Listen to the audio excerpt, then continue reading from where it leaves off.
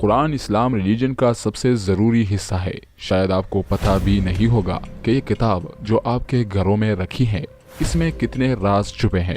میں گارنٹی دیتا ہوں کہ آج جو کچھ میں آپ کو بتانے والا ہوں ان میں سے بہت کچھ آپ کو پتہ نہیں ہوگا۔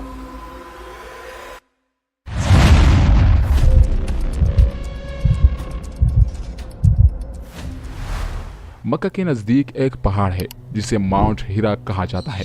اس جگہ پر اللہ کے آخری نبی حضرت محمد صلی اللہ علیہ وسلم کی اللہ کے فرشتے حضرت جبرائیل سے ملاقات ہوئی، جہاں نبی پاک کو اللہ کی طرف سے پہلا میسج ملا جو کہ سورہ العلق کی پہلی آیتیں تھی۔ اس دن کے بعد حضرت جبرائیل آتے رہے اور اللہ کا پیغام نبی پاک تک پہنچاتے رہے۔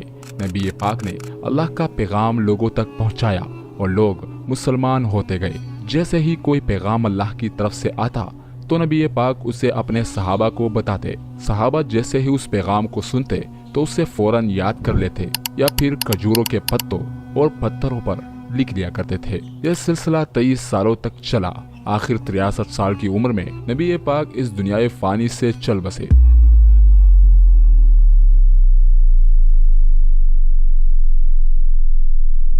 نبی پاک کے اس دنیا سے جانے کے بعد حضرت ابوبکر اسلام کے پہلے خلیفہ بنے، یعنی کہ انہیں نبی پاک کا سکسیسر چنا گیا۔ نبی پاک کے دور میں قرآن کتاب کے شکل میں نہیں آیا۔ اس وقت قرآن لوگوں کے دلوں میں تھا اور پتھروں، ہڈیوں اور پتوں پر قرآن کی آیتیں لکھی ہوئی تھی۔ جب حضرت ابوبکر کا دور آیا تو اس وقت یمامہ کی جنگ ہوئی۔ یہ جنگ حضرت ابوبکر اور مسلمہ جو کہ جھوٹا تھا اور خود کو نبی کہتا تھا ان کے درمیان ہوئی۔ جب یہ جنگ ہوئی تو اس جنگ میں 70 ایسے مسلمان مارے گئے جن کو قرآن یاد تھا، جن میں سے ایک صحابی ابو حذیفہ تھے جن پر نبی پاک قرآن کو لے کر بہت بھروسہ کرتے تھے۔ تو ان صحابیوں کی شہادت کے بعد حضرت عمر نے حضرت ابوبکر کو ساری آیتوں کو ایک کتاب کی صورت میں اکٹھا کرنے کے لیے ایگری کیا اور اس کام کی ذمہ داری زید بن ثابت کو دی گئی۔ پھر جب حضرت عثمان خلیفہ بنے تو انہوں نے قرآن کو کونسلنٹل اسکیلیٹن کو کمپائل کیا تاکہ لوگ قرآن کو صحیح سے پڑھ سکے۔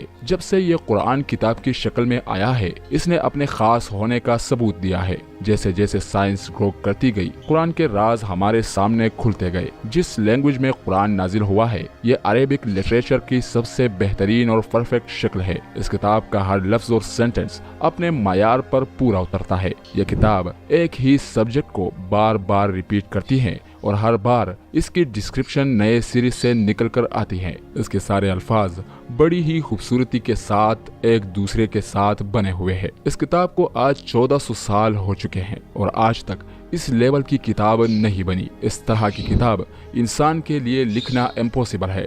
جیسے اللہ نے قرآن میں سورہ اسراء کی آیت 88 میں بھی بتایا ہے، تم فرماؤ اگر آدمی اور جن سب اس بات پر متفق ہو جائے کہ اس قرآن کے معنی لے آئے تو اس کا مثل نہ لا سکیں گے، اگرچہ ان میں سے ایک دوسرے کا مددگار ہو۔ نبی پاک نے بھی اپنی لائف ٹائم میں جو میسیجز دی ہیں ان میں سے بھی ایسی اپیل نہیں جو قرآن میں ہے۔ اس سے یہ پروف ہو جاتا ہے کہ یہ قرآن نبی پاک نے اپنی طرف سے نہیں بنایا بلکہ اللہ کی طرف سے نازل ہوا ہے۔ یہاں تک کہ حضرت علی نے بھی بچپن سے قرآن پڑھا تھا اور حضرت علی کے علم کے چرچے تو آپ نے سنے ہی ہوں گے۔ نہج البلاغہ جس کتاب میں حضرت علی کے خطبے لکھے ہیں، اس کتاب کی اپیل بھی قرآن کے برابر کی نہیں، کیونکہ یہ کتاب سب سے یونیک ہے۔ اسے سننے والے کو یقین ہوتا ہے کہ یہ سچ ہے۔ اس کے الفاظ انسان کی روح میں اترتے ہیں، جس کا ثبوت ہمیں احادیث میں بھی ملتا ہے۔ بہت سے لوگ تو صرف قرآن سن کر ہی مسلمان ہو گئے تھے۔ اللہ قرآن میں فرماتا ہے اور یہ وہ کتاب ہے جسے ہم نے برکت کے طور پر نازل کیا ہے، لہٰذا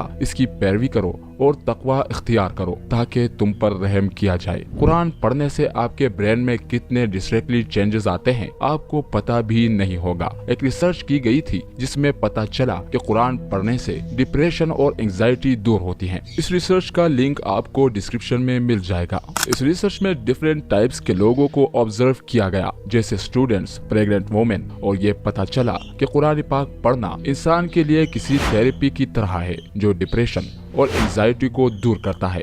قرآن نے over the time Muslim civilisations کی مینٹلی سچویشن کو بہتر کیا ہے۔ قرآن کی صرف رائٹنگ ہی یونیک نہیں ہے بلکہ اس میں کئی سوالوں کے جوابات چھپے ہوئے ہیں جن کا جواب سائنس کو اب جا کر پتہ چلا ہے، لیکن قرآن نے یہ سب 1400 साल पहले ही बता दिया था। Big bang, black hole, earth rotation, universe expansion, iron, fingerprints, न्यूरोप्लास्टिसी और ह्यूमन क्रिएशन, इन सबको कुरान पाक ने एक्सप्लेन किया है, जो कि आज साइंस को जानने में इतने साल लग गए।